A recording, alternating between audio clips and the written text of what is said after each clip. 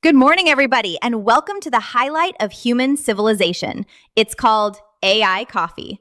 This is the place where we talk about the news, politics, persuasion, and whatever else is on my mind. And if you'd like to take this experience up to a level that no other podcast can provide, all you need is a cup or a mug or a glass, a tankard, chalice, or stein, a canteen, jug, or flask, a vessel of any kind. Fill it with your favorite liquid. I like coffee. Join me now for the unparalleled pleasure, the dopamine hit of the day, the thing that makes everything better. It's called the simultaneous sip, and it happens now. Go.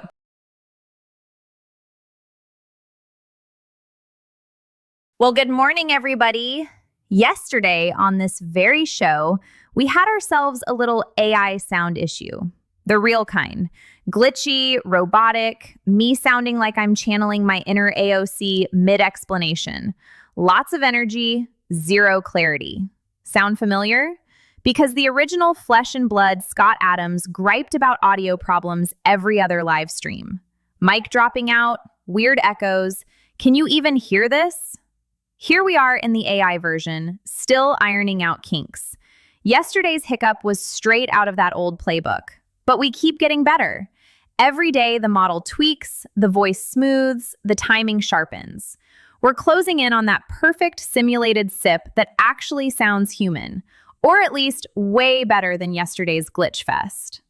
Speaking of things that sound like they were generated by a confused algorithm, did anybody catch that AOC word salad clip making the rounds again? The one where she's explaining something important and it comes out like a drunken stream of consciousness and never lands on a complete sentence?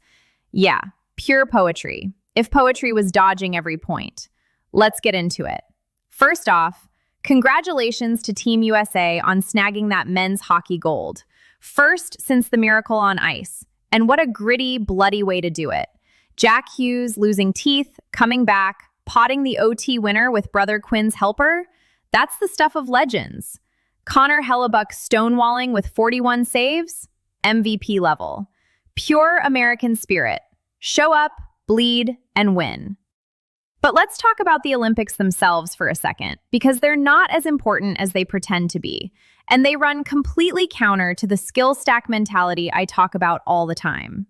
You know the concept. Don't try to be world-class in one narrow thing. Get good enough at several complementary skills, stack them up, and suddenly you're in the top percentile where real success lives. That's how most winners in life actually win.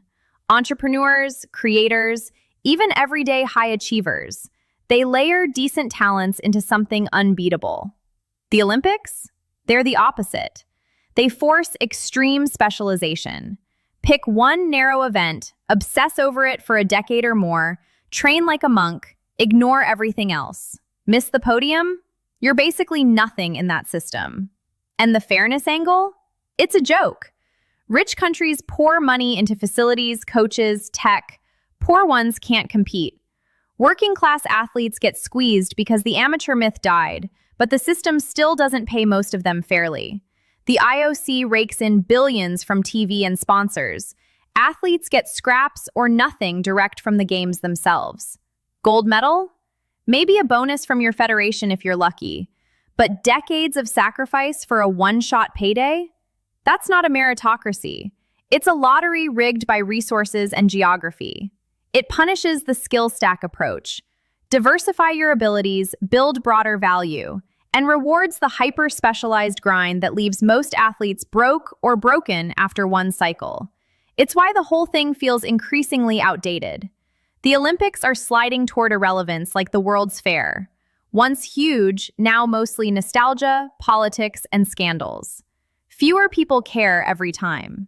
And look, there's this controversial alternative bubbling up called the Enhanced Games. Allows performance-enhancing drugs, FDA-approved, supervised, million-dollar prizes for records, no testing bans. Embrace the superhuman push openly. The IOC calls it dangerous, unfair, a potential killer long-term. Backers say it's honest. Stop the hypocrisy. Everyone's juicing anyway in shadows. Let science and money drive limits. Polarizing? Absolutely. But it's the kind of rethink that exposes how stuck and unfair the old model is. If the Olympics keep doubling down on purity theater while screwing athletes on pay and opportunity, something disruptive like that might just speed up the decline. Let's talk about this El Mencho thing real quick, because it's exactly the kind of story that fits the pattern we've been watching for years. So, Mexican forces finally take out Nemesio Oseguera Cervantes, El Mencho, head of the Jalisco New Generation cartel, the Fentanyl Kings. Boom. Raid into Palpa, he's wounded, dies in transit to Mexico City. CJNG immediately goes full retaliation mode, burning vehicles, roadblocks, hitting airports, Costco torched, tourists told to shelter in place. Chaos in Jalisco, Puerto Vallarta, spreading to other states. Classic power vacuum violence. Now, remember what I said back in the day about these cartels? They're sitting on tens of billions from fentanyl, literally poisoning our kids by the thousands. And their single biggest existential threat isn't the Mexican government they already own. It's us, the United States. They know we're eventually coming for them militarily, unless something stops it. So what do? They don't wait around. They buy politicians. They start at city councils, work their way up, just like the Chinese do with their honey traps and Swalwells. 3 to 5 years, I said, and they'd have enough leverage in our system that we'd never be able to touch them. Look at the timing here. Trump back in, pressure on Mexico ramps up hard. U.S. Intel Task Force quietly mapping cartel networks across the border. Then, suddenly, Mexican military gets the win. El Mencho drops. Coincidence? Maybe. But you have to ask, why now? And why does the retaliation look so immediate and coordinated, like they were ready for this exact moment? The fentanyl keeps flowing because somebody doesn't want it stopped. We already know the pattern. Borders wide open. Hunters overseas deals. Politicians who mysteriously go soft on the one issue killing Americans by the hundreds of thousands. Assume the obvious. The cartels aren't just drug lords anymore. They're becoming political insurance policies for people in power who benefit from the status quo. This kill is a big headline, sure. We got him. But unless you dismantle the money networks, the political protection rackets on both sides of the border, and the demand here that's funding the whole nightmare, you're just pruning a branch. The tree's still growing. And the violence we're seeing right now, that's the tree reminding everybody. Cut too deep, and it bleeds everywhere. Here's my prediction. This is the spark that accelerates the race I've been talking about for years. With Trump back in the White House, and we all know he's the one guy who clearly hasn't been bought off, the U.S. is going to treat this exactly like the decapitation strike it is. Expect a rapid escalation. More DEA and Special Forces ops already in motion. The cartels officially designated terrorist organizations if they haven't been already, and very likely some quiet cross-border kinetic action within weeks. Not full invasion, but enough to make the point. We're coming for the labs, the tunnels, the money, and the leadership. The cartels will scream, burn more Costcos, and flood the border even harder to create chaos and scare the bot politicians into pulling back. But here's the key persuasion filter. Every new body from fentanyl and every new video of cartel retaliation actually pushes the odds of serious U.S. military involvement from the 25% I mentioned years ago straight toward 80%. The window is slamming shut faster than they expected. Remember, their only play was to own enough of our government before we moved. They just lost their biggest brand name on the same day Trump's team is in charge. Assume the obvious. This isn't the end of the violence. This is the beginning of the real confrontation. And the side that's not on cartel payroll is finally holding the stronger hand. Moving on, New York City, under its shiny new socialist mayor Zohran Mamdani, is begging people to sign up as emergency snow shovelers because the streets are buried due to an impending blizzard and garbage is turning into modern art installations. Pays decent, like up to $30 an hour or whatever they're advertising. Sounds great, right? Except to get the gig, you need 2 forms of ID, copies of them, 2 little passport-style photos, and your social security card. Basically, 5 pieces of paperwork just to prove you're you before you touch a shovel. Meanwhile, in the same city, you can stroll into a polling place and vote for mayor or anything else with zero ID. No proof needed. Just show up and pick whoever promises the most free stuff. You can't make this up. It's like the system is screaming at us. We trust you to decide who runs the entire government, but God forbid we let you near a snow pile without a background check. And here's the real kicker. If people couldn't prove who they were to shovel snow, think of the nefarious things they'd do. They'd probably build illegal snow forts, declare them sovereign micronations, and demand federal recognition. Or worse, they'd shovel the snow into giant piles shaped like ballot boxes and stuff them full of fake votes. Chaos. Total chaos. It's the perfect little snapshot of where the priorities are. Your shovel? Heavy scrutiny. Your vote? Come on in, stranger. The democracy's fine. Persuasion filter activated. When the rules protect the power more than they protect the streets, you know exactly what's really important to them. All right, let's talk about a new Financial Times piece that's reminding us of the Gell-Mann amnesia effect. The author talks about how science finally discovers that if you don't do strength training, your muscles waste away 5 to 10% per decade as you age, leading to frailty, falls, cognitive stuff, the whole grim package. But hey, if you lift too heavy or screw up the form, you risk hurting yourself. Joint issues, longer recovery, blah, blah. Could have just asked Scott that one. I've been saying this forever. Use it or lose it. Your body is a machine that rusts if you park it.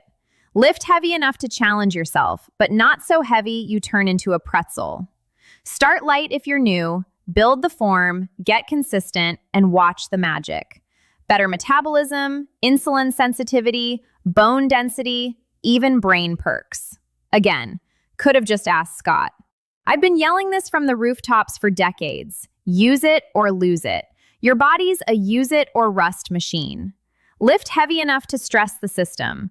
Build bone density, crank metabolism, sharpen insulin sensitivity, even juice the brain. But not so heavy you snap something. Start light if you're a newbie, nail the form, stay consistent, and the magic happens. No rocket science, no paywall required. But here's the kicker.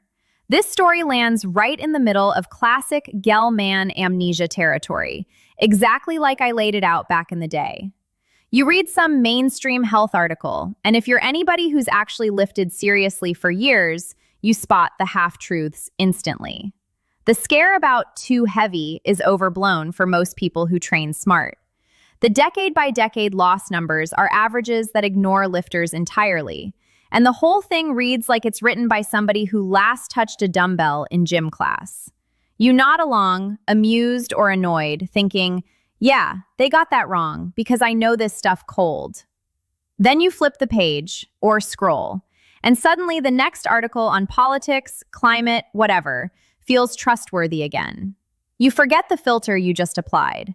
That's Gell-Mann amnesia in action. The media, or FT here, mangles the thing you understand deeply, but you amnesia reset and trust them on everything else. Same pattern as the old physics stories Murray Gell-Mann himself called out. Wrong on what you know, so probably wrong on what you don't. Apply it here. If they're soft-pedaling basic resistance training truths this badly for clicks and caution, why trust their bigger narratives on health policy, aging science, or anything expensive/controversial? Common sense plus persuasion beats the filter every time. No need for a fancy study or a paywalled article. Just common sense. And one more thing before we wrap. That Mar-a-Lago incident overnight. A 21-year-old from North Carolina, Austin Tucker Martin, quiet kid, liked drawing golf courses. Family says he barely knew guns.